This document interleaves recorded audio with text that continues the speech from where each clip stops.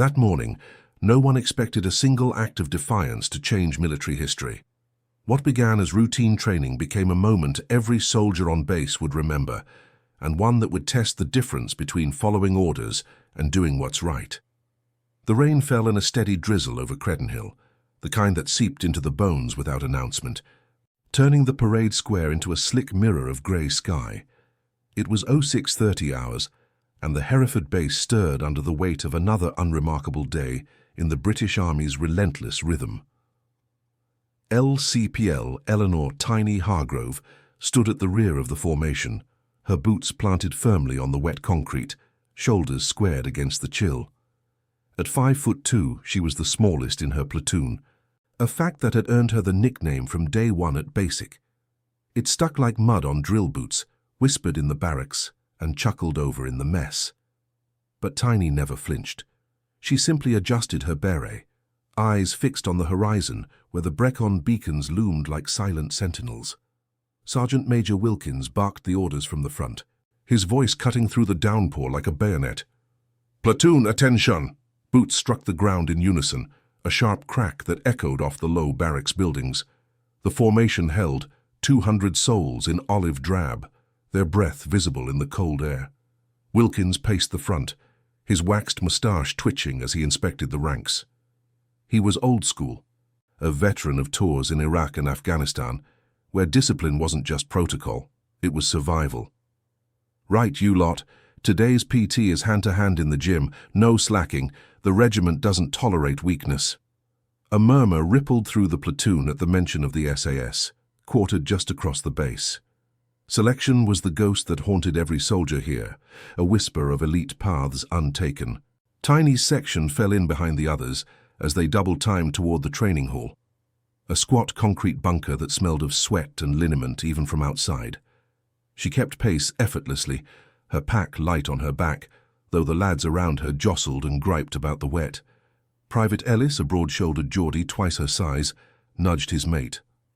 "Look at Tiny back there. Bet she trips over her own feet in the mats." Laughter followed, low and good-natured in that British way, ribbing to pass the time. Tiny heard it, of course, she always did, but her face remained impassive, gaze steady on the boot in front of her. She'd learned early that words were wind, actions were the anchor. Inside the gym, the air hung heavy with the tang of damp wool and polished wood. Mats unrolled across the floor like vast fields of black rubber, and the platoon shed their wet smocks, forming up in PT kit. Corporal Davies, the section leader, a wiry Welshman with a scar across his knuckles from some forgotten scrap, took charge. "Pair off basics today, grapples, throws, holds. Remember, this isn't a pub brawl, it's controlled aggression." He demonstrated with Lance Corporal Patel, a quick twist and takedown that ended with Patel flat on his back, winded but grinning. The platoon paired up, the room filling with grunts and the thud of bodies meeting mat. Tiny drew Ellis as her partner, the draw of lots or misfortune depending on who you asked. He loomed over her, all 110 kilos of muscle and bravado, his tattooed arms flexing as he smirked. "Easy does it, Tiny, don't want to break you." The others nearby paused to watch, a half-circle forming instinctively. Wilkins leaned against the wall, arms crossed, his eyes scanning for lapses. Tiny nodded once, stepping onto the mat with the quiet poise of someone who'd run obstacle courses in worse weather. "Ready when you are, Private," she said, her voice even, clipped with that soft Yorkshire lilt. Ellis lunged first, a standard clinch, his hands clamping onto her shoulders like vices. He expected compliance, a quick pin to end it and move on. But Tiny shifted, subtle, economical, her hips pivoting under his center of gravity. In a blur of motion, she hooked his leg, twisted, and drove upward with her shoulder. Ellis's eyes widened a fraction too late. He went airborne, a flailing mass, before crashing onto the mat with a thud that silenced the room. The impact reverberated, his breath exploding out in a whoosh. For a heartbeat, no one moved. Then laughter erupted from the back, tentative at first, building to a roar. "Bloody hell, Ellis, taken down by the pixie," someone jeered. Ellis rolled to his knees, red-faced, waving off hands that reached to help him up. "Lucky slip," he muttered, but his eyes held a flicker of surprise as he glanced at Tiny. She offered a hand, her expression neutral, as if she'd merely adjusted her stance. "Again?" she asked quietly. He shook his head, stepping back with a grudging nod. "Nah, you're good, Hargrove." Wilkins pushed off the wall, his boots echoing on the concrete. Enough entertainment, back to work. But as the platoon resumed, the energy had shifted, a subtle undercurrent rippling through the pairs. Tiny returned to her spot, wiping sweat from her brow, the rain outside pattering against the high windows like distant applause. She felt the stares, the sidelong glances, but said nothing. In the regiment's shadow, competence was currency, and she'd just made a quiet deposit. The session dragged on, the cold seeping back in as bodies cooled between rounds. Davies called a break, and the platoon gathered around the benches, gulping water from canteens. Ellis sat a row away, rubbing his shoulder, his earlier smirk replaced by a thoughtful chew on his lip. "Didn't see that coming," he admitted to Patel, who clapped him on the back. "She's got moves, mate." "Where'd Tiny learn that?" No one had an answer. Tiny sat alone, methodically retying her laces, her mind already drifting to the afternoon's range work. She joined up 3 years prior, straight out of a mill town in West Yorkshire, seeking structure in the chaos of civilian life. Basic had been brutal, the instructors piling on extra drills for the wee one, as they called her. But she'd endured, her scores top in unarmed combat, though no one made much of it. Whispers followed her, too small for real ops, better suited to admin. Yet here she was, at Credenhill, close enough to taste the regiment's aura. As the whistle blew for the next drill, a low rumble of engines approached outside. Vehicles pulling up to the gym doors, blacked-out Land Rovers, the kind used by visitors who didn't announce themselves. The platoon stiffened instinctively. Davies peered through the window. "SAS lads." "Unscheduled." Wilkins straightened, his face a mask of professional calm. "Form up properly, then. Impress 'em." Tiny rose with the others, her posture impeccable, but inside, a faint tension coiled. The door swung open, admitting 3 figures in subdued combat gear, their faces shadowed under caps. Leading them was Major Harlan, a legend in whispers, SAS through and through, his eyes sharp as flint. He scanned the room without a word, nodding to Wilkins. The training resumed, but now under watchful eyes. Harlan's gaze lingered a moment on the mats, then flicked across the ranks. It settled briefly on Tiny, no recognition, just observation. But in that quiet assessment, something stirred, the first crack in the base's unyielding order. The rain intensified as the session wound down, the gym emptying into the grey afternoon. Tiny shouldered her pack, falling in for the march back to barracks. Ellis walked beside her now, silent, the mockery muted for the moment. But she knew it would return like the weather.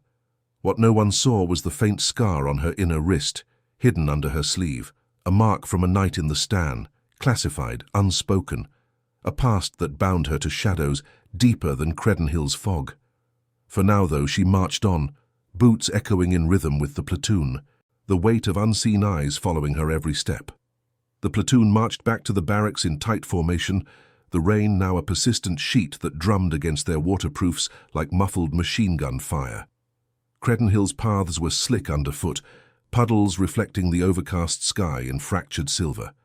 L. Sepal Eleanor Hargrove, still tiny to all who mattered, kept her place at the rear, her strides measured and precise, syncing with the cadence called by Corporal Davies. The SAS visitors trailed at a distance, their Land Rovers idling by the gym, engines humming low like a held breath.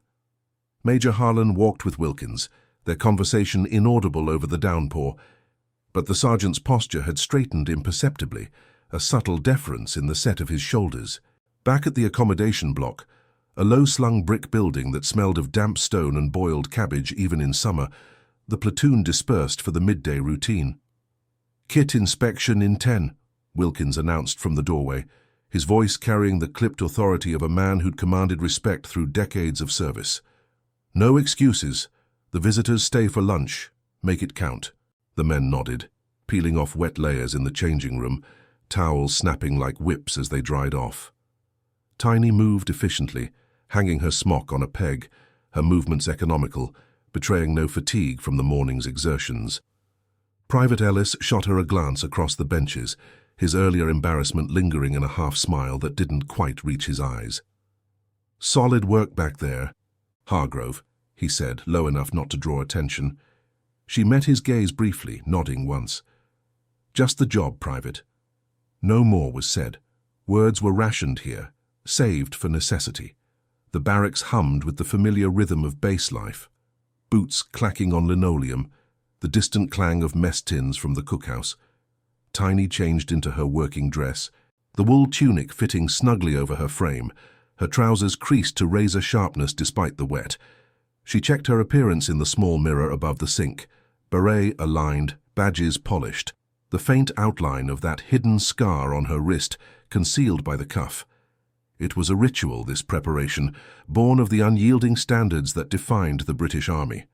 In a place like Credenhill, where the SAS loomed as both aspiration and enigma, every detail mattered. Sloppiness wasn't just poor form, it was a crack in the armor. Outside, the parade square awaited, its gravel surface churned to mud at the edges from the rain. The platoon reformed under Wilkins's eye ranks 4 abreast, from private to lance corporal, the hierarchy etched in their spacing. At the front stood the section leaders, Davies, Patel and a few others, flanked by the non-commissioned officers. Tiny slotted into her position 3rd from the end, her height making her a subtle outlier amid the taller figures. The wind carried the scent of wet earth and distant gun oil from the ranges, a reminder that this was no gentle posting. Hereford's garrison was a forge for the regiment, where ordinary soldiers brushed against legends without realizing it. "Platoon at and hut!" Wilkins' command sliced the air, heels slamming together in unison. The formation snapped to attention, chins up, eyes front. Rain traced rivulets down their collars, but no one shifted. This was the order of things: roll call to account for souls, inspection to uphold the chain. Wilkins paced the front row, his gaze probing like a bayonet's tip. "Private Ellis." "Sir." The response was immediate, crisp. "Kit?" Ellis presented his webbing, pouches aligned, brass gleaming faintly under the drizzle. Wilkins grunted approval, moving on. When he reached Tiny's row, he paused fractionally longer, his eyes flicking over her turnout. "LCPL Hargrove." "Sah." She stood immobile, the cold seeping through her tunic, but her bearing was flawless, spine rigid, hands clasped behind her back. He nodded, a minimal acknowledgement, and continued. No praise, no critique. In the British way, competence was the baseline, not the exception. Satisfied, Wilkins dismissed them for the mess hall. A brisk "carry on," sending the platoon marching off. The cookhouse was a cavernous space of formica tables and steaming urns, the air thick with the aroma of shepherd's pie and overbrewed tea. They queued in silence, trays clattering softly as spuds and mince were ladled out. Tiny took her portion, plain, nourishing, no frills, and found a seat at the end of a long bench, away from the clusters of conversation. The lads around her settled in, forks scraping plates, the low murmur of voices filling the hall. Talk turned to the morning's PT, Ellis recounting his tumble with exaggerated shrugs. "Slippery mats, that's all. But fair play, she's quick." Laughter followed, subdued, the ribbing laced with a new wariness. Patel leaned in. "Where'd you pick that up, Tiny?" "Judo club in Civvy Street." She chewed thoughtfully, swallowing before replying. "Something like that." No elaboration? Her past was her own, filed away like a classified brief. Across the hall, the SAS trio had joined a separate table, their presence drawing sidelong glances, but no approach. Major Harlan sat with poised stillness, his fork moving methodically, eyes scanning the room without apparent effort. Wilkins sat nearby, their exchange limited to nods and brief words, logistics perhaps, or shared ground from old operations. Tiny felt that gaze again, indirect, like the brush of fog on skin. She kept her focus on her meal, the warmth of the tea grounding her against the chill that lingered from the square. Lunch concluded with the scrape of chairs and the clatter of trays stacked neatly by the hatch. "Dismissed?" Davies called, and the platoon filed out into the persistent rain heading for afternoon duties. Tiny's section was assigned to equipment checks in the stores, a monotonous task of inventorying webbing and cleaning rifles. She worked methodically, oiling bolts with a rag, her hands steady despite the damp. Ellis partnered her this time, unprompted, passing tools without comment. The mockery had ebbed, replaced by a quiet curiosity that hung in the air like unsaid questions. "You ever think about selection?" he asked at one point, wiping down a stock. Tiny paused, sighting down the barrel. "Not for me," she said simply, though her mind flickered to shadowed memories. Nights in the Afghan hills, the weight of a suppressed weapon, the silence after a patrol gone sideways. That scar on her wrist burned faintly under the sleeve, a reminder of bonds forged in secrecy, far from the routine of Credenhill. As the afternoon wore on, the base settled into its unhurried pulse, sentries changing at the gates, the distant crack of rounds from the firing point, the ever-present patter of rain on tin roofs. Tiny finished her shift without fanfare, reporting to Davies with a salute. "All accounted for, Corporal." He returned it, his scar-twisted mouth quirking slightly. "Good work, Hargrove. Keep it tight." She nodded, falling out to the barracks for a moment's respite before evening parade. In the quiet of her bunk, surrounded by the faint snores and rustle of kit from the others, Tiny allowed herself a breath. The day's order had held, the hierarchy intact, her place within it unchallenged yet subtly affirmed. But the arrival of the SAS lingered, a ripple in the still water of base life. Harlan's observation wasn't idle. She recognized the type, the way elite eyes catalogued without revealing. For now, though, she folded her tunic neatly, the routine a shield against what simmered beneath. In the British Army, silence was both armor and archive, holding truths until the moment demanded their release. Outside, the rain eased to a mist, veiling the Brecon beacons in grey, as if the hills themselves were keeping watch. The evening parade assembled under a sky bruised purple by the fading light, the rain reduced to a fine mist that clung to the air like cigarette smoke. Credenhill's parade square gleamed wetly. The gravel paths edging it churned soft from the day's downpour. The platoon formed up in the dimming glow of sodium lamps, their working dress crisp despite the damp, boots polished to a subdued shine. Sergeant Major Wilkins strode to the front, his silhouette sharp against the barracks lights, the waxed ends of his moustache catching the faint gleam. "Platoon, attention!" The command rang out, heels striking in unison, the formation locking into rigid lines from private to lance corporal. Tiny Hargrove took her position in the rear rank, her posture unyielding, eyes fixed on the space between shoulders ahead. The cold nipped at her fingertips, but she ignored it, breathing steady in the disciplined hush.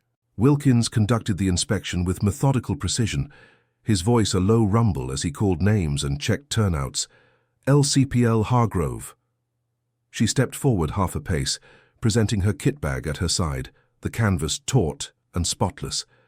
His gaze swept over her, beret aligned, tunic buttons gleaming faintly, trousers without a crease marred by mud.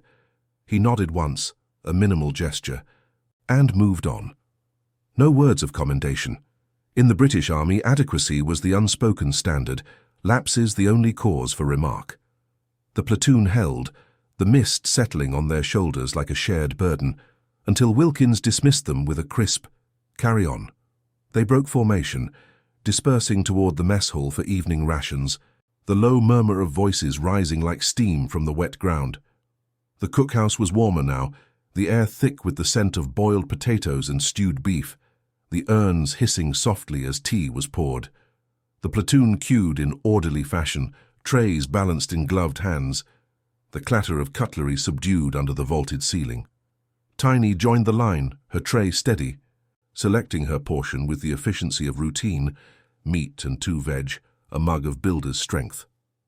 As she turned from the serving hatch, Private Ellis and a cluster of his mates from the forward section shifted in her path, their benches half occupied in a loose semicircle. Ellis, still nursing a twinge from the morning's mat, caught her eye with a grin that bordered on challenge. "Room for Tiny at the big boys' table?" he said, his voice carrying just enough to draw nods from the others. Laughter rippled, quiet but pointed, the kind that filled barracks nights without escalating to shouts. She paused, tray in hand, her expression unchanging. "Plenty of space elsewhere, Private," she replied evenly, her Yorkshire inflection flat, betraying no irritation. But Ellis, emboldened by the audience and the lingering sting of his earlier reversal, reached out as she moved to pass. His hand clamped onto her sleeve at the elbow, not roughly, but firmly enough to halt her, the fabric bunching under his fingers. "Come on, Hargrove. Don't be shy. Show us how you toss me again, over the table this time." The words landed with a thud, the group leaning in. Fawkes paused mid-air. Patel shifted uncomfortably beside him, but said nothing. Hierarchy held tongues in check even among mates. Tiny's jaw tightened imperceptibly, the scar on her inner wrist prickling under the tugged cuff, a ghost of restraint from harder days. She didn't pull away immediately, her eyes meeting Ellis's with a steady gaze that held no plea, only quiet assessment. The mess hall's hum dipped, heads turning subtly from nearby tables, Corporal Davies at one end, his scar catching the light as he watched without intervening. Across the room, the SAS visitors sat apart, Major Harlan's fork stilling as his sharp eyes noted the tableau, though his face remained impassive, a study in controlled observation. Wilkins, at the officers' table, glanced over but continued his conversation, the rigid order of the base dictating that minor frictions sorted themselves. The moment stretched, the stew cooling on her tray.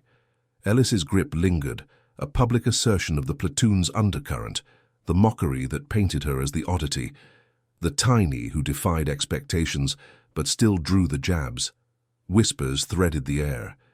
"Give it here. Mate, she's harmless." Another chuckle from a lance corporal in the back. Humiliation settled like the mist outside, not overt cruelty, but the slow erosion of dignity, staged in the heart of routine.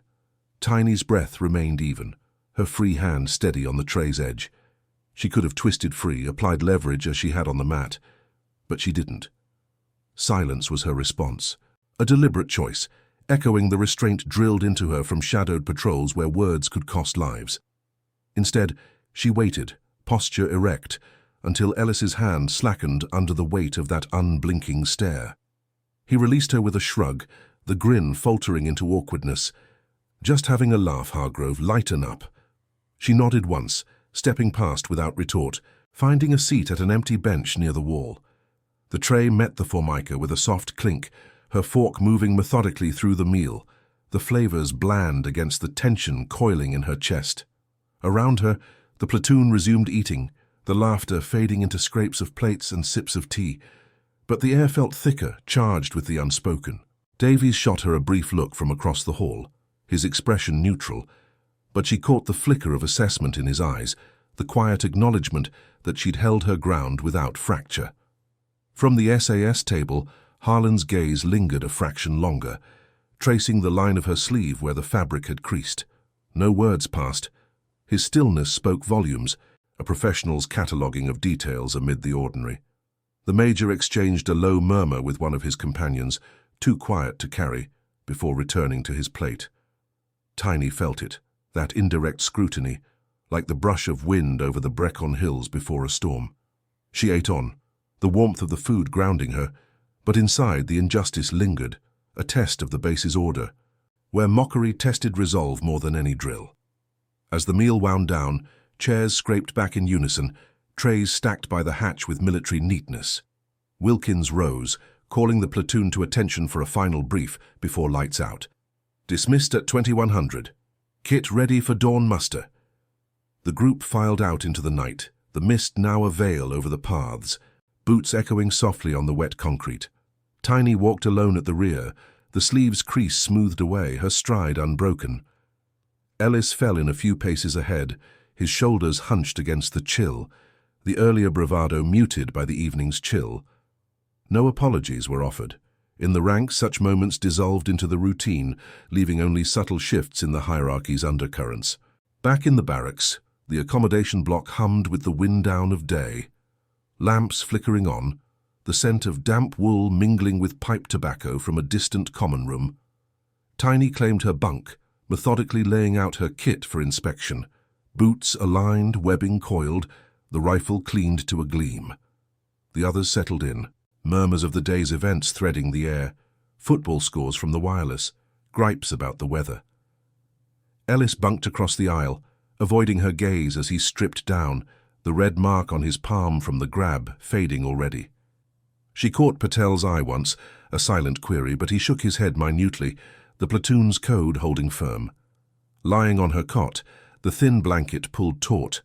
Tiny stared at the ceiling beams, the rain's patter resuming outside like a distant Morse. The violation replayed in her mind, not the grip, but the public weight of it, the way it underscored her place as the underestimated. Yet she held to the silence, the internal reserve that had carried her through classified nights in the Stan, where a single lapse could unravel everything. The scar on her wrist itched faintly, a reminder of oaths unspoken, bonds with the regiment that no mess hall jest could touch.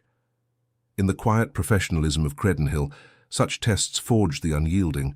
She endured, waiting for the rhythm to shift. The lights dimmed at 2200, the barracks falling into the soft symphony of breaths and creaks. Across the base, the SAS Land Rovers hummed away into the mist, their departure unmarked but felt. Tiny closed her eyes, the day's order intact on the surface, but beneath, the crack widened, a prelude to reckoning in the rigid world of ranks and rain. Comment where you're watching from. I want to know how far stories of courage and integrity can reach. The following morning broke with the same relentless drizzle that seemed woven into Credenhill's fabric, the sky a uniform slate over the Brecon beacons. At 05:30, the reveille horn pierced the barracks hush, pulling the platoon from their cots with mechanical precision. LCPL. Eleanor Hargrove rose without hesitation, her bunk made in a single fluid motion, corners tucked sharp, blanket pulled taut. The air in the accommodation block carried the faint tang of damp plaster and yesterday's stew, a reminder that comfort was secondary to readiness. She dressed in silence, the wool of her tunic scratching softly against her skin, her movements deliberate as she laced her boots to a mirror polish. The scar on her inner wrist caught a fleeting glimpse in the dim light from the corridor, pale and irregular, like a faded cipher from another life. She tugged the cuff down, securing it with a cufflink, and joined the file forming outside. The platoon mustered on the parade square, the gravel sodden underfoot, each bootfall sending up a faint spray.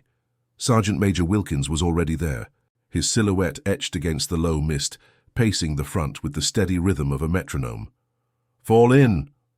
His command cut through the chill, and the ranks snapped together, privates at the rear, lance corporals a step forward, the non-commissioned officers anchoring the edges. Tiny slotted into her position, third from the end in the second rank, her posture a study in economy. Shoulders back, chin level, eyes fixed on the horizon where the hills blurred into grey. The formation held, breaths clouding in the cold as Wilkins conducted roll call. Names echoed back in crisp response. "Sa!"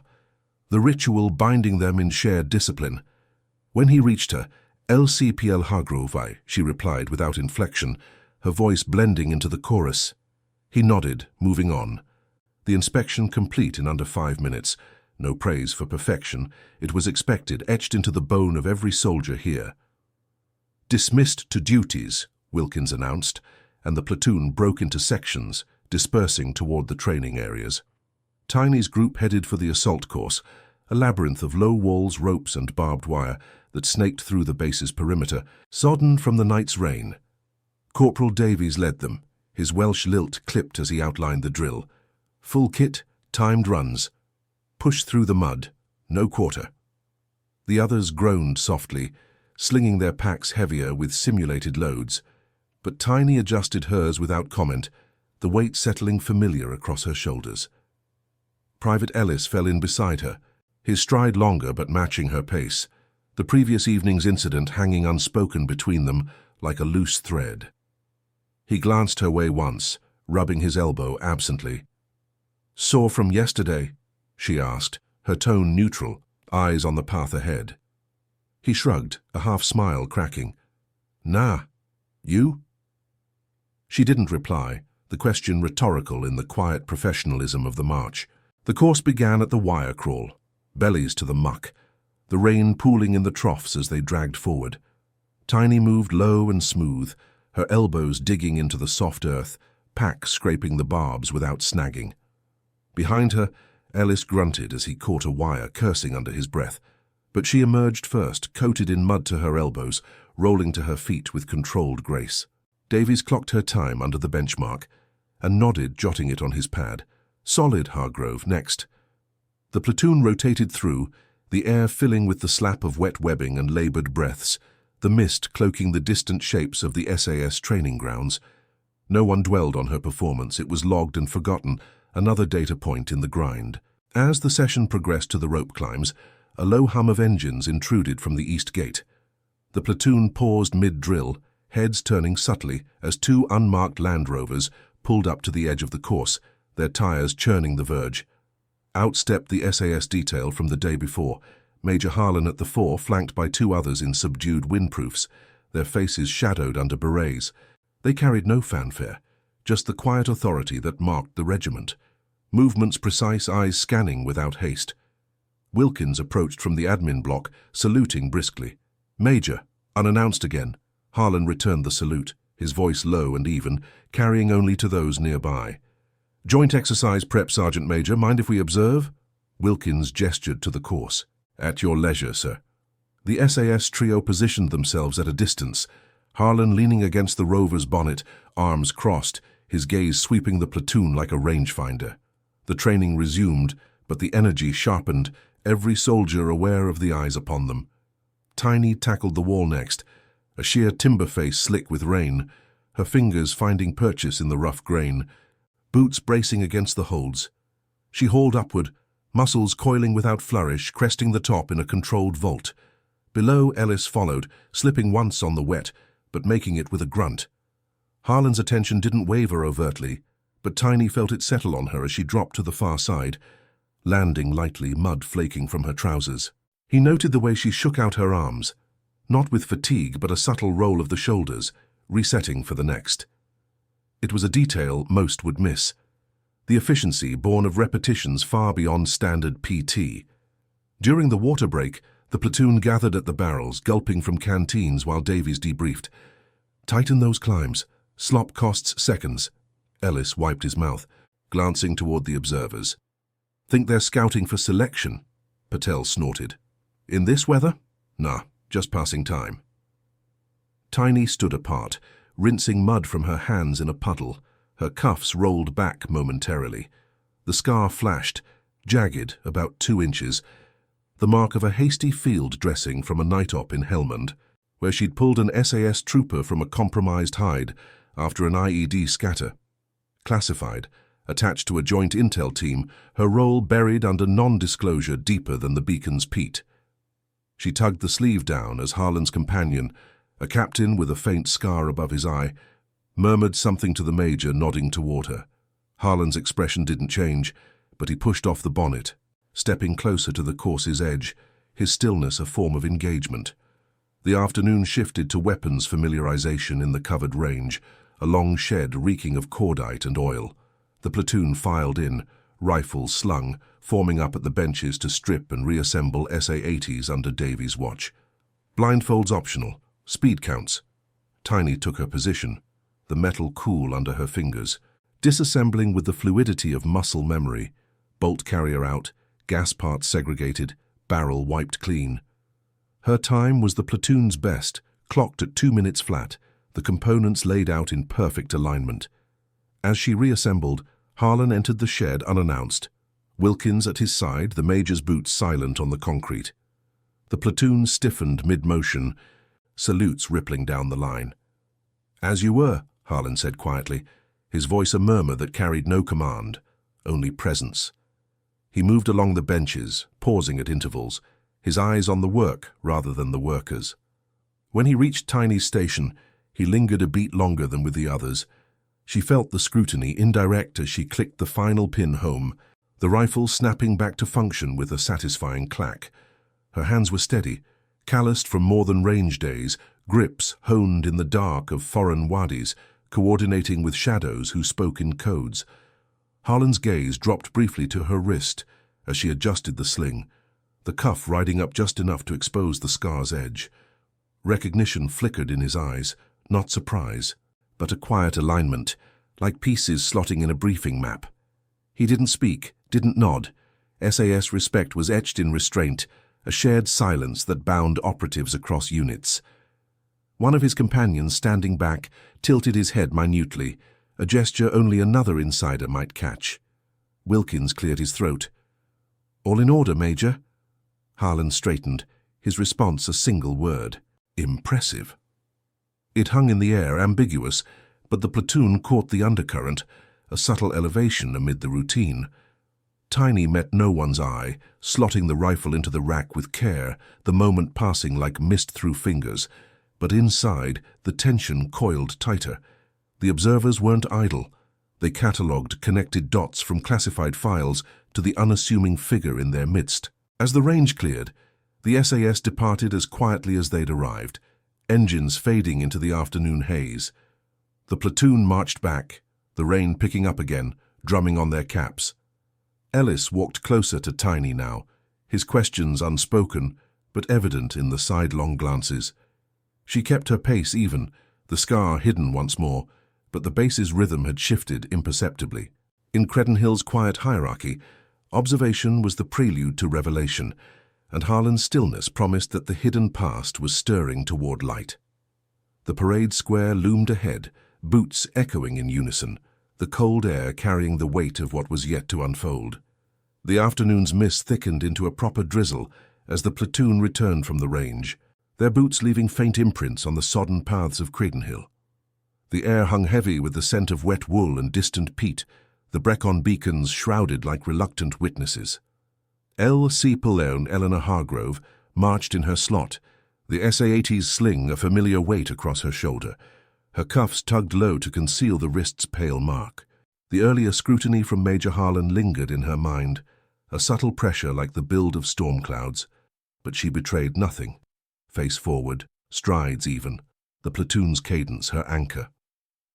Private Ellis kept pace a step removed, his earlier glances now edged with unspoken query, though the hierarchy's silence held him back. Corporal Davies called the halt at the equipment store, a low brick outbuilding where rifles were racked and webbing stowed. "Secure your kit. Parade in 20 for the Major's brief." The group dispersed with nods, the routine unbroken despite the undercurrent. Inside the store, the air was close, laced with gun oil and the faint metallic tang of cleaning solvents. Tiny worked methodically, sliding her rifle into its slot. The bolt locked back for inspection. Her hands moved without flourish, calluses brushing the wood stock, a tactile reminder of nights in Hellman's dust, where precision meant survival. Ellis racked his nearby, pausing to wipe a smudge from the foresight. "That SAS bloke, Harlan, was it? Gave you a proper once-over." His tone was casual, probing without demand. The Geordie lilt softened by the confines. She met his eyes briefly, expression neutral. "Just doing the job, Private." No more. Elaboration was a luxury the ranks rarely afforded, especially with shadows from the regiment circling. Outside, the drizzle persisted, pattering on the tin roof as the platoon reformed on the square. The sodium lamps flickered to life early against the grey, casting long shadows across the gravel. Wilkins stood at the front, his waxed moustache beaded with moisture, berating a private for a loose lanyard with clipped efficiency. The SAS detail reappeared without ceremony, Harlan leading, his two companions flanking like silent extensions, their windproofs darkened by rain. They positioned themselves to the side, not intruding on the formation, but present enough to draw every eye. Harlan saluted Wilkins minimally, the gesture returned in kind, before the sergeant major called the platoon to attention. Heels together, eyes front. Boots cracked in unison, the ranks locking rigid, Tiny's position in the rear holding steady amid the taller figures. Wilkins outlined the brief, a joint demonstration for the visitors, hand-to-hand review in the gym to showcase section capabilities. No showboating, controlled, professional. The platoon absorbed it in silence, the order's weight settling like the mist. As they marched toward the training hall, the path slick underfoot, Harlan fell in step with Wilkins a few paces ahead, their conversation low, logistics perhaps, or the subtle calibration of trust between units. Tiny felt the Major's gaze brush past again, indirect, cataloguing the formation's cohesion. The gym loomed ahead, its concrete facade streaked with rain, the doors ajar to release the faint echo of earlier sessions. Inside, the mats were already unrolled, the air warmer but still carrying the chill from the open vents. The platoon shed outer layers, forming a loose semicircle around the central area, PT kit damp against skin. Davies took point for the demonstration, pairing with Patel for a standard grapple. Clinching, breaking, a controlled throw that ended with a thud softened by the rubber. The SAS observers stood at the periphery, Harlan's arms crossed, his face a mask of professional detachment. Wilkins nodded approval, then scanned the ranks. "Hargrove, Ellis, show the follow-up. Full sequence." The call was routine, but the room's energy sharpened, the earlier mess hall incident threading the air like an unvoiced dare. Tiny stepped forward without hesitation, her boots whispering on the mat's edge. Ellis followed, his bulk casting a shadow, the 110 kilos of frame still marked by the morning's reversal. He nodded once, stance settling into guard, feet planted, hands loose. "Ready," he said, voice even, the platoon watching from the benches, a murmur of anticipation rippling through. Harlan's eyes narrowed fractionally, fixed not on the setup but on the subtle poise in Tiny's shoulders, the balanced weight that spoke of deeper training. Ellis advanced first, a measured lunge to test, his arm extending for a clinch. Tiny sidestepped fluidly, her smaller frame pivoting under his reach, hooking his elbow with precision. She didn't rush. The movement was economical, a twist of hips driving leverage upward. Ellis resisted, muscles bunching, but she adapted, foot sweeping his base, shoulder pressing into his center. He teetered, then lifted, the throw carrying him across the mat in a controlled arc. He landed with a solid impact, rolling to absorb it, breath steadying as he rose. The room held its breath for a beat, then exhaled in low whistles, respect laced with surprise. Davies clapped once, sharp. "Clean. Reverse it." But Ellis shook his head, stepping back with a genuine nod. "No need, Corp, she's got the edge." The platoon shifted, the undercurrent of mockery from the night before fracturing under the display. Wilkins grunted approval, but before he could call the next pair, Harlan pushed off the wall, his boots silent on the concrete. The room stilled further, all eyes drawn to the Major as he entered the mat's perimeter, his presence commanding without volume. "A word, Sergeant Major," he said quietly, but his gaze settled on Tiny, holding her in place with the weight of recognition. Wilkins moved aside, the platoon frozen in half attention. Harlan addressed them not with a shout, but a measured tone that carried to every corner, the clipped precision of a briefing room. That was textbook, but let's be clear. Competence like that doesn't come from standard PT.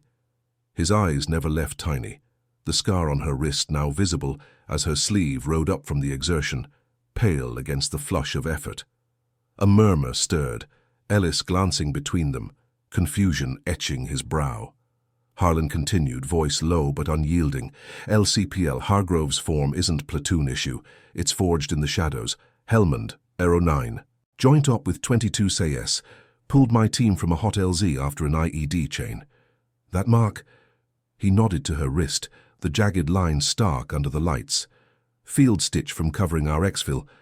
Classified till now, but the regiment doesn't forget." The words landed like a dropped pin in the hush, the gym's air thickening. Tiny stood immobile, her face impassive, but internally the coil released, a quiet vindication amid the restraint. No drama, just the truth unveiled, simple and transformative. Harlan's companion, the scarred captain, stepped forward minutely, his posture shifting to attention, not a salute, but a stillness that mirrored respect across the ranks. Wilkins' moustache twitched, his eyes widening fractionally before snapping to parade rigidity. The platoon absorbed it, Patel's jaw slackening, Davies' scar tightening as realization dawned. Ellis stared, the mockery's remnants crumbling into awe, his earlier grip in the mess, now a distant echo of ignorance. Harlan held Tiny's gaze a moment longer, the connection unspoken, oaths renewed in silence. "Carry on," he said finally, turning to Wilkins with a nod. But the Major paused at the door, his back to the room, and in that British way of understatement he added, "Well done, Ghost. Old call sign suits you still." The door closed behind him, the SAS departing into the rain, but the Jim remained suspended. Shame rippled through the ranks, not overt, but in averted eyes and straightened postures. The injustice of barbs and grabs reframed against her hidden legacy. Tiny adjusted her sleeve, the scar concealed once more, and returned to her spot without a word. The session resumed, but the hierarchy had tilted, respect rising like mist from the mats. Outside, the drizzle eased, the beacon's outline sharpening as evening approached. Tiny marched back with the platoon, the echoes softer now, laced with whispers that built her into quiet legend. In Credenhill's ordered world, revelation came not in thunder, but in the steady unraveling of truths, binding the ranks in newfound regard. The Jim's fluorescent lights hummed softly overhead, casting a sterile pallor over the black mats, where the faint scent of sweat and rubber lingered like an afterthought. The door's click echoed in the sudden hush as Major Harlan and his SAS companions stepped back into the drizzle outside, their silhouettes dissolving into the grey without further ceremony. Inside, the platoon remained frozen in that suspended moment, the air thick with the weight of unveiled truths. LCPL Eleanor Hargrove stood at the mat's edge, her PT kit clinging damply to her frame, the sleeve of her shirt tugged back into place over the scar that had just rewritten her place among them. Her expression betrayed nothing, no triumph, no relief, just the steady composure that had defined her through the barbs and the grabs, the quiet endurance of Credenhill's unyielding order.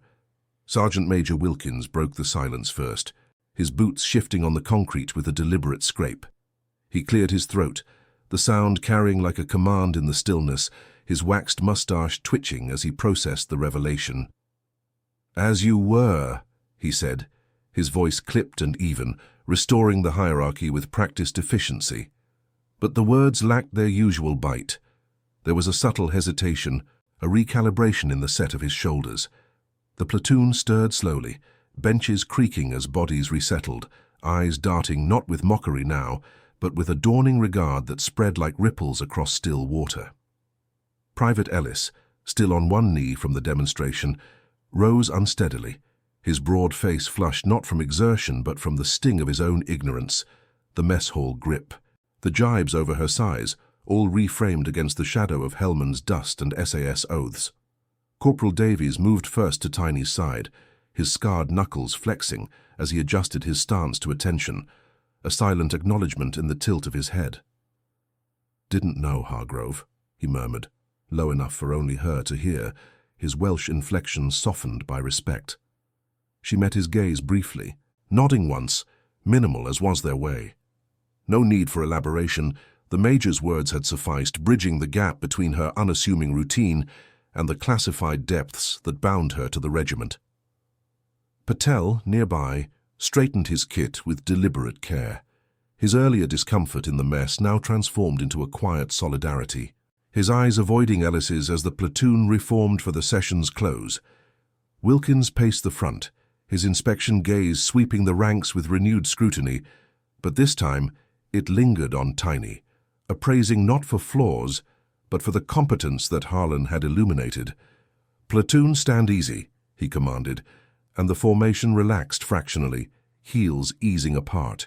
But the tension coiled differently now, shame threading through the lines like the mist outside. Ellis caught Tiny's eye from across the mat, his posture shifting to something less assured, the 110 kilos of bravado humbled.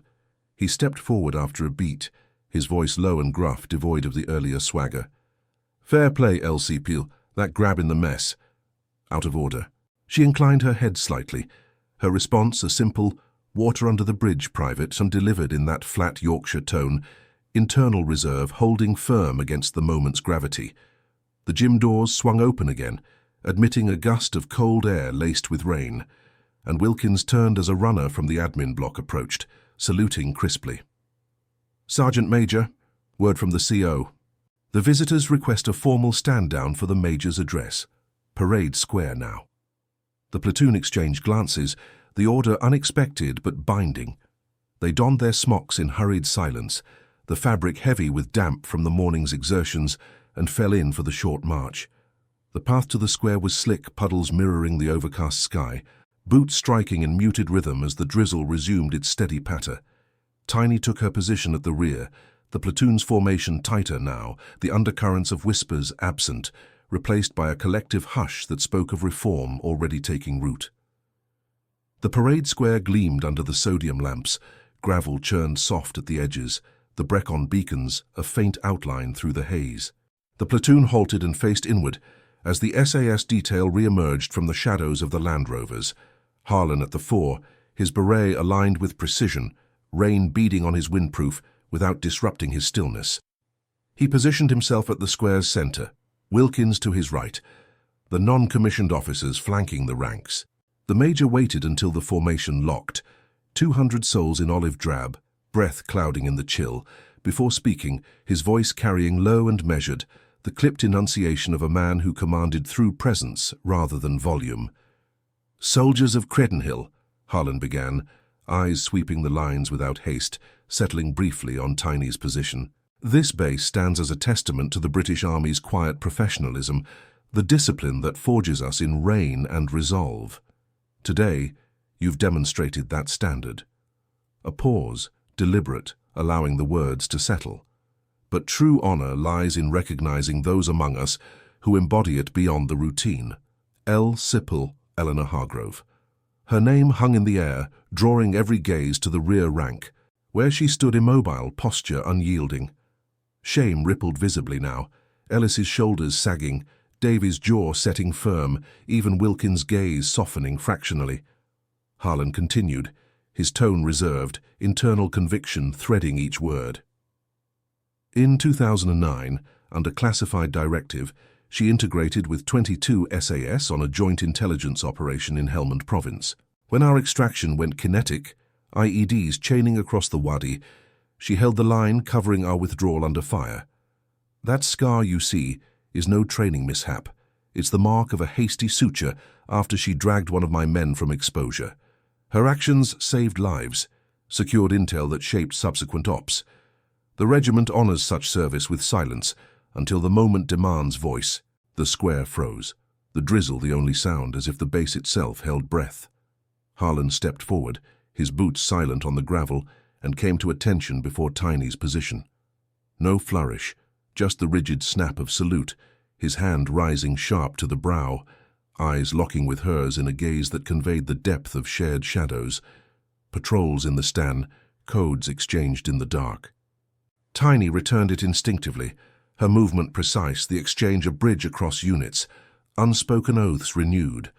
The platoon mirrored it subtly, heels together, postures straightening, as Harlan lowered his hand. "Ghost," he said quietly, the old call sign a private nod amid the public.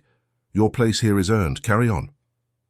He turned then, saluting Wilkins once more before withdrawing to the Rovers, the engines humming to life in the mist. The departure left the square in weighted silence, the reform etching itself into the ranks like bootprints in mud.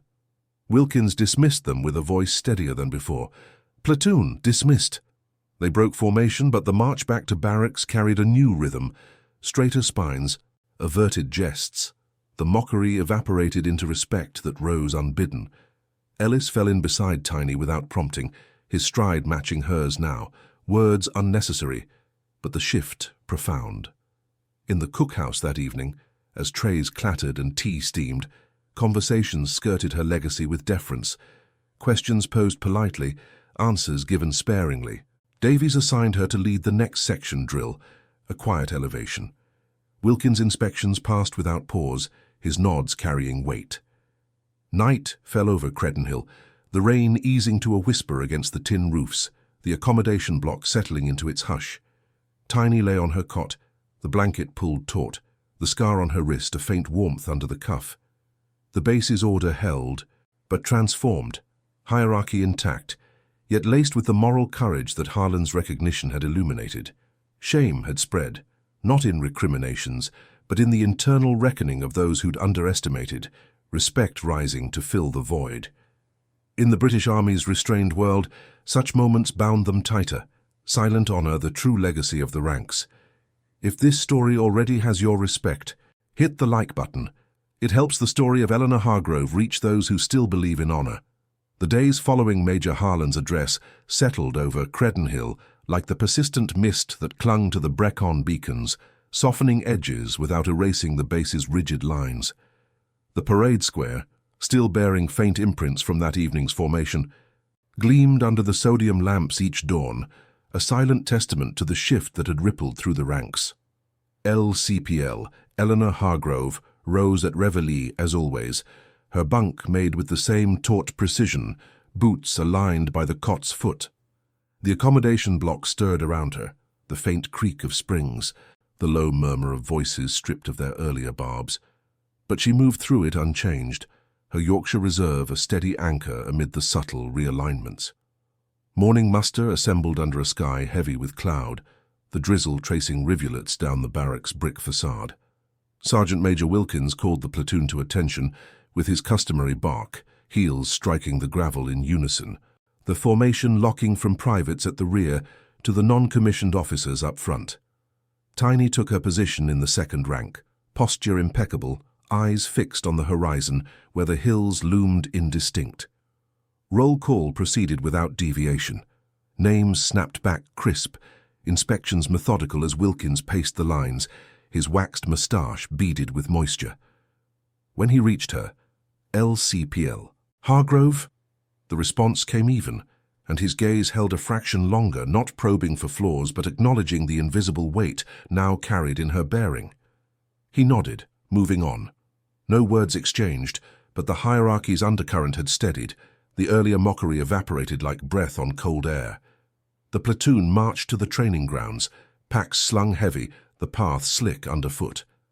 Corporal Davies led Tiny's section to the obstacle course, his scarred knuckles flexing as he outlined the drill. Full traversal, timed for cohesion. No lone wolves, support the line. The others fell in without the sidelong jabs that had once punctuated such routines. Private Ellis, his broad frame matching her stride, passed a carabiner without comment, his earlier bravado replaced by a quiet attentiveness. As they tackled the rope bridge, swaying spans over a mud-churned ditch, Tiny moved first across, her grip sure despite the wet, calling adjustments low to those behind. Ellis followed, his footing steadier under her guidance. The 110 kilos of muscle navigating the sway without the grunts of frustration that had marked past sessions. Patel, bringing up the rear, nodded as he cleared it, the section completing the run under benchmark. Davies clocked them, jotting the time with a minimal, well held, his Welsh lilt carrying no emphasis, but the approval lingered in the air like the scent of wet earth. In the mess hall at midday, the cookhouse hummed with its familiar rhythm, trays clattering softly, the steam from shepherd's pie rising in curls, urns hissing as tea was poured strong and black. Tiny queued in her slot, selecting her portion with efficiency, the wool of her tunic still damp from the course. She took a bench near the end, but this time Ellis and a few from the forward section joined without invitation, their plates settling across from her in a loose arc. No grabs, no jests about her size. Instead, Ellis cleared his throat, fork pausing mid-air. That Hellman brief, proper eye-opener. Ever share the details over a brew? His tone was measured, curiosity genuine but restrained, the Geordie edge softened by deference. She met his gaze steadily, swallowing a mouthful of pie before replying, "Classified, Private. But the job's the same here, drill and deliver." He nodded, accepting the boundary, and the conversation shifted to section tactics, her input solicited quietly, integrated without flourish. Across the hall, Wilkins dined with the officers, his posture relaxed fractionally as he glanced her way, the earlier incident in this very space reframed in his mind's ledger. The platoon absorbed the change incrementally. Whispers that once carried mockery now threaded with respect, tales of her throw on the mat, evolving into murmurs of the ghost who bridged ordinary ranks to the regiment's shadows. No one pressed for more. In British military culture, such legacies unfolded in silence, honor earned through deeds rather than declarations. Tiny ate on, the warmth of the meal grounding her against the internal echo of Harlan's salute, the public unveiling that had transformed private endurance into shared regard. Afternoon duties took the section to the firing point, a long range flanked by sodden earth banks, the air sharp with cordite even before the first rounds. Under Davy's watch, they zeroed SA-80s at the butts, prone in the mud, breaths steadying against the stocks. Tiny's grouping was tight, 3 shots clustering under 2 inches, the rifle's report cracking clean through the drizzle. Ellis, firing adjacent, adjusted his sights based on her earlier tip from the store, his hits improving without the competitive edge that had once laced their drills. "Spot on," he muttered as the markers signaled, and she nodded once. The exchange a quiet affirmation of the reform. From the observation post, a distant figure, perhaps one of Harlan's lingering contacts, watched without approach, the SAS aura extending its subtle influence, ensuring the revelation's weight endured. As evening parade assembled on the square, the mist thickening into twilight, the platoon formed under Wilkins' command.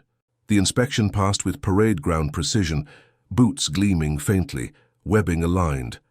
Tiny presented her kit without pause, Wilkins' nod carrying an unspoken elevation, a subtle shift in assignments to follow, her leading more drills, mentoring the newer privates in unarmed techniques. The dismissal came crisp. "Carry on," and the ranks dispersed to the accommodation block, the paths echoing with subdued footfalls. In the barracks, the wind-down unfolded without the ribbing that had filled past nights. Bunks creaked as kit was laid out, the wireless murmuring football scores from afar.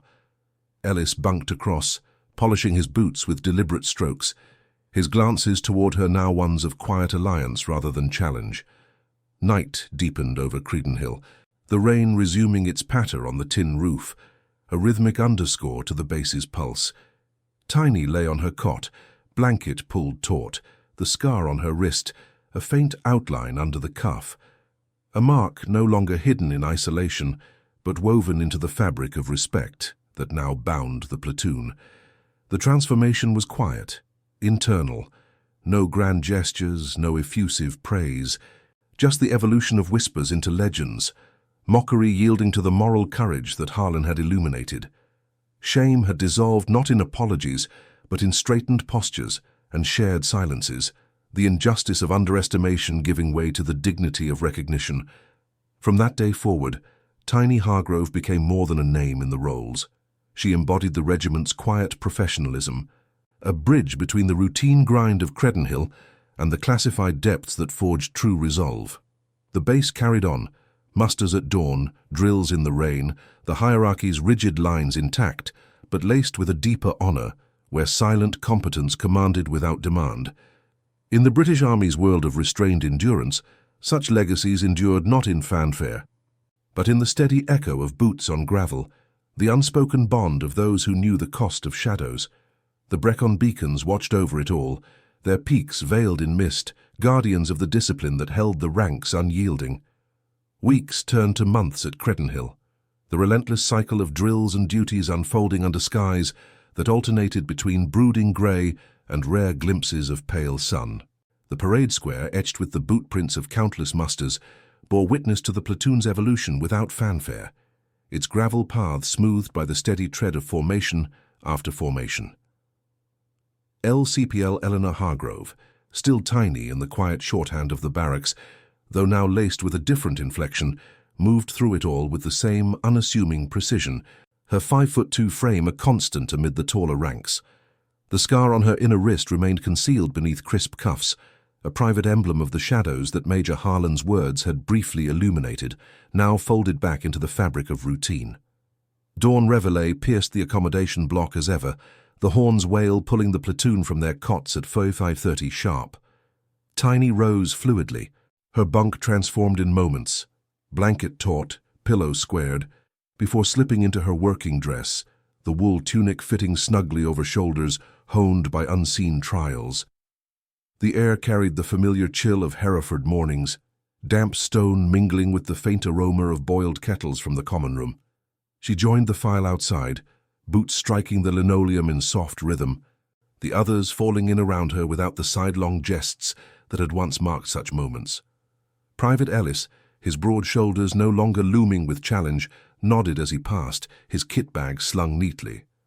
"Morning, LCPL," he said, voice low and even, the Geordie lilt stripped of bravado. She returned the greeting with a minimal incline of her head, the exchange a thread in the platoon's reformed weave. On the square, Sergeant Major Wilkins assembled them under a fine mist that beaded on berets and traced rivulets down collars. "Fall in!" The command sliced the air, heels slamming together in unison, the formation locking rigid. Privates to the rear, lance corporals forward, the hierarchy's lines etched in olive drab. Tiny slotted into her position, posture unyielding, eyes fixed on the Brecon beacon's distant peaks, veiled as always in haze.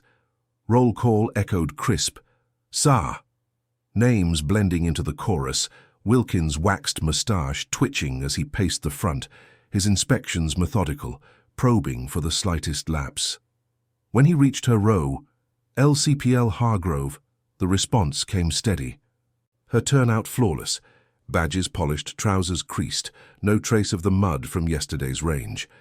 His gaze held a beat longer, a subtle acknowledgement in the nod that followed, no praise voiced, but the elevation clear in the assignments that had followed Harlan's visit.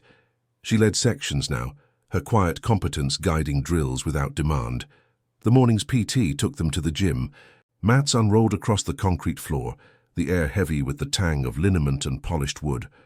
Corporal Davies, his scarred knuckles flexing as he demonstrated a new hold, paired the platoon off with clipped efficiency. "Controlled aggression. Support, don't dominate." Tiny drew a younger private this time, fresh from basic, his frame lanky and uncertain. She adjusted his stance gently. Her corrections economical, a shift of hip, a pivot of foot, the movements echoing the efficiency that had felled Ellis months prior. "Breathe through it," she said softly, her Yorkshire inflection calm, as he attempted the clinch. He mirrored her, the throw landing clean, his eyes widening with the realization of leverage over size. From the benches, Ellis watched without comment, his own form sharper now, the 110 kilos of muscle directed with newfound discipline. The session ended with debriefs murmured low, Davies' solid section carrying to Tiny without emphasis, the respect woven into the routine like the mist outside. Lunch in the mess hall unfolded with its unhurried rhythm, trays clattering softly, the steam from cottage pie rising in warm curls, tea poured strong from dented urns.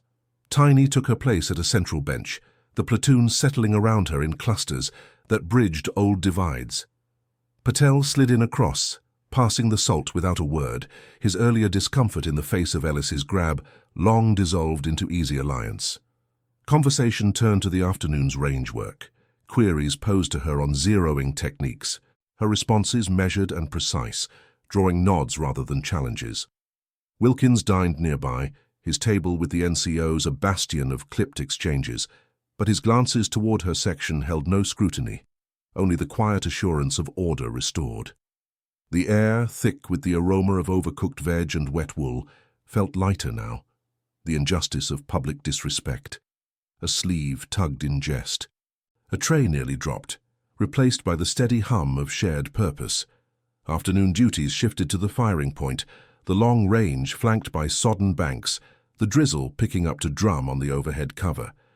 Under Davies' watch, the section prone out in the mud, SA-80s shouldered against the chill. Tiny's breath steadied, finger curling on the trigger, the report cracking sharp through the mist, groupings tight, impact signaled clean from the butts. Ellis fired adjacent, his rifle steadying under her earlier adjustment, hits clustering closer than before. "Copy that," he muttered as the markers rose, the exchange a silent bond forged in the revelation's wake. From the observation post, a sentry noted their times, the base's pulse unbroken, but laced with the legacy of Harlan's salute, the public reckoning that had frozen the square and thawed the ranks' undercurrents. Evening parade assembled as twilight deepened, the square's gravel gleaming wetly under lamps that flickered to life. The formation snapped to attention under Wilkins' command, inspections passing in parade ground hush, boots echoing faintly on the concrete edges. Tiny presented her kit with the same economy, Wilkins' nod a final seal on the day's order. Dismissal came crisp, "Carry on," and the platoon dispersed to barracks, paths slick underfoot, the Brecon's outline sharpening against the purple sky. In the accommodation block, the wind down hummed softly. Kit laid out, boots polished by lamplight, the wireless murmuring distant news. Ellis bunked across, his movements methodical, the space between them now one of quiet regard rather than tension. Night-cloaked Credenhill, the rain's patter a soothing underscore against the tin roofs, the bass settling into its watchful hush. Tiny lay on her cot, blanket pulled taut, the scar a faint warmth beneath the cuff, a reminder of Hellman's waddies, the classified bonds with the regiment that no routine could eclipse. The transformation endured. No one mocked her now, the nickname Tiny, a term of endearment whispered with respect, her legend growing in barracks tales shared over evening tea. Whispers had changed, from barbs to murmurs of the ghost who tossed giants and saved shadows, elevating her to quiet icon without altering her reserve. Shame had yielded to institutional regard, the platoon's hierarchy intact, but deepened by moral courage, the injustice of underestimation giving way to the dignity of silent honor. In the British Army's world of restrained professionalism, such moments defined them, not in melodrama or excess, but in the subtle shifts of posture and gaze, the internal resolve that bound ranks through rain and resolve. Credenhill carried on, boots echoing on the drill square at dawn, the cold air over training yards a constant forge. Tiny Hargrove's legacy rippled outward, a testament to doing what's right amid the order, where quiet competence outlasted any storm. The beacons stood sentinel, their peaks enduring, guardians of the discipline that held true. Subscribe for more stories of loyalty, courage, and justice within the ranks. Thank you for watching the case of They Called Her Tiny, until she tossed a 110 kilodun Marine across the Sandhurst mat. See you in the next one.